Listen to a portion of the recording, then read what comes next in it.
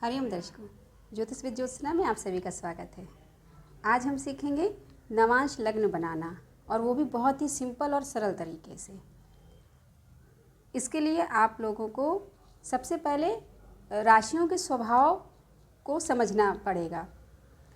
जैसे कि राशियां 3 स्वभाव में बांटी गई हैं: चर राशि, स्थिर राशि और द्विस्वभाव राशि। जब हम बात करते हैं चर राशि की, तो इसमें राशियां आती हैं मेष राशि, कर्क राशि, तुला राशि और मकर राशि। चर राशि में मतलब 1 नंबर आएगा, 4 नंबर, 7 एंड 10 नंबर। स्थिर राशियों की जब बात करते हैं तो इसमें राशियां आती हैं 2, 5, 8, 11। वृक राशि, सिंह राशि, वृश्चिक राशि और कुंभ राशि। अब बात करते हैं द्विस्वभाव राशियों की, तो इसमें राशियां आती हैं 3, 6, 9, 12। मिथुन राशि, कन्या राशि, धनु राशि और मीन राशि। देखिए सिंपल सा है, जैसे कि लिखा हुआ आप लोग देख भी रहे हैं कि आपको ये कम से कम ये राशियों के स्वभाव तो आपको याद ही करने पड़ेंगे। आप जब एक बार इसको प्रैक्टिस इसकी कर लेंगे तो आपको कॉन्सेप्ट क्लियर हो जाएगा। इसके बाद फिर बात करते हैं नवांश के 9 भाग जो होते हैं। नवांश कुंडली जब हम बनाते हैं तो उसमें हमें 9 भागों के हिसाब से डिवाइडेशन करना पड़ता है। तो आपको ये जो डिग्रियां होती हैं इनको भी एक बार अपने माइंड में सेट करना पड़ेगा।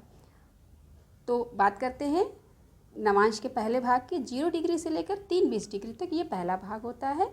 दूसरा भाग होता है 320 डिग्री से, मतलब कि 3 अंश 20 कला से 6 अंश 40 कला तक। तीसरा जो भाग होता है वो 6:40 से 10 डिग्री तक का होता है। चौथे भाग में डिग्रियां आती हैं 10 डिग्री से लेकर 13-20 डिग्री तक। पाँचवें भाग में 13-20 डिग्री से लेकर 16:40 तक। जो छठा भाग होता है वो 16:40 से लेकर 20 डिग्री तक का। सातवें भाग में डिग्रियां आती हैं 20 डिग्री से लेकर 23-20 डिग्री तक। जो आठवां भाग होता है वो होता है 23-20 डिग्री से लेकर 26-40 डिग्री तक। और जो अंतिम 9वां भाग होता है वो आता है 26-40 डिग्री से लेकर पूरी 30 डिग्री तक। तो इसको आप लोग 2-3 टाइम आप लोग रीड करेंगे, पढ़ेंगे तो बहुत ही ईजी तरीके से आपको याद हो जाएगा। जो डिवाइडेशन है, ये जो नक्षत्र का डिवाइडेशन होता है उसी हिसाब से, जैसे कि एक नक्षत्र के 4 चरण होते हैं और हर जो चरण होता है वो 3-20 डिग्री का होता है। इसी तरीके से जो नवांश के 9 भाग हैं वो उसी तरीके से हैं। आप इसमें देख सकते हैं 3-20, फिर 6:40, फिर 10 डिग्री, फिर 13-20, 16:40, 20 डिग्री, 23-20, 26:40 एंड 30 डिग्री। ठीक है। अब ये देखते हैं कि चर राशि। देखिए इसमें लिखा हुआ चर राशि, उसके बाद चर राशियाँ लिखी हुई हैं मेष, कर्क, तुला और मकर, और उसके साथ लिखा हुआ है उसी राशि से। जब हम चर राशि में कोई लग्न होती है तो हम फिर काउंटिंग करना उसी राशि से स्टार्ट करते हैं। ठीक है। स्थिर राशि 2, 5, 8, 11। स्थिर राशियां जब होती हैं, अगर लग्न कोई बनी हुई है स्थिर राशि की, वृक लग्न, सिंह लग्न, वृश्चिक लग्न और या कुंभ लग्न, फिर हम उस राशि से 9वीं राशि से काउंटिंग करना शुरू करते हैं। फिर इसके बाद द्विस्वभाव राशि में मिथुन राशि, कन्या राशि, धनु राशि और मीन राशि, अगर कोई लग्न इन राशियों में से बनी हुई है तब हम उससे 5वीं राशि से काउंटिंग करना प्रारंभ करते हैं। ठीक है। अब हम इसको एक उदाहरण से समझते हैं। इसके लिए हम एक लग्न लेते हैं, एक राशि 11 अंश 20 कला की। कहने का तात्पर्य यह है कि मेष राशि व्यतीत हो चुकी है और वृक राशि की 11 डिग्री 20 कला पे लग्न चल रही है। ठीक है। तो जो ये वृक राशि है ये स्थिर राशि में आती है, और जो ये 11 अंश 20 कला है तो इसको जब आप अभी पहले बताया गया था नवांश के जो भाग होते हैं उससे हम इसको देखेंगे कि ये किस भाग में जा रहा है।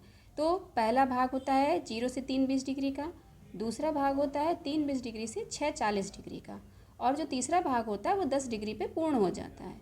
उसके बाद 10 डिग्री से लेकर 13-20 डिग्री। तो जो ये 11 अंश 20 कला है ये 10 से और 13-20 के बीच में है, तो ये हमें चौथा नवांश प्राप्त हुआ। ठीक है। तो स्थिर राशि हो गई और नवांश हुआ चौथा। अब हम इस आधार पे नवांश लग्न बनाते हैं। देखिए ये फिंगर में कैलकुलेशन कर सकते हैं आप, इसके लिए आपको सॉफ्टवेयर की ज़रूरत नहीं। वैसे देखिए आजकल सारे सॉफ्टवेयर में, ऐप में आपको इजीली नवांश लग्न मिल जाती है, लेकिन ये एक बहुत सरल सा तरीका है। अगर आप इसको अच्छे से समझ लेंगे तो आप फिंगर में कैलकुलेशन कर लेंगे कि नवांश लग्न आपकी फिंगर में ही बन जाएगी। तो वृक्ष लग्न जो स्थिर राशि हुई, तो ये बताया गया कि वृक्ष राशि से नवीं राशि से हम काउंटिंग, स्थिर राशियाँ जो भी होती हैं उससे हम नवीं राशि से काउंटिंग प्रारंभ करते हैं। तो वृक्ष राशि से आप काउंट करना शुरू करेंगे तो वृक्ष, मिथुन, कर्क, सिंह, कन्या, तुला, वृश्चिक, धनु, मकर, ये आई आपकी 9वें नंबर पे नवीं राशि। उसके बाद फिर हमको इस जो नवीं राशि है मकर से, हम यहाँ से फिर काउंट करना शुरू करेंगे। ठीक है, ये आपको क्लियर होना चाहिए कि अगर स्थिर लग्न है तो हम उससे नवीं राशि पर जाएंगे और उसके बाद जो हमें नवांश का भाग मिला है हम वहाँ तक पहुँचेंगे। अब मकर से काउंट करेंगे, मकर, कुंभ, मीन और मेष, तो चौथा नवांश आया मेष का। तो इस तरीके से हमारी जो वृक्ष लग्न की कुंडली थी उसका हमें डिग्री के आधार पर जो नवांश मिला वो आया मेष राशि का। तो इसकी आप प्रैक्टिस करिए और बहुत ही सिंपल और इजी तरीके से आपको नवांश लग्न मिल जाएगी। आप लोग प्रैक्टिस करिए इसकी और आप बहुत इजी वे में आप सीख जाएंगे कि नवांश लग्न कैसे बनाई जाती है।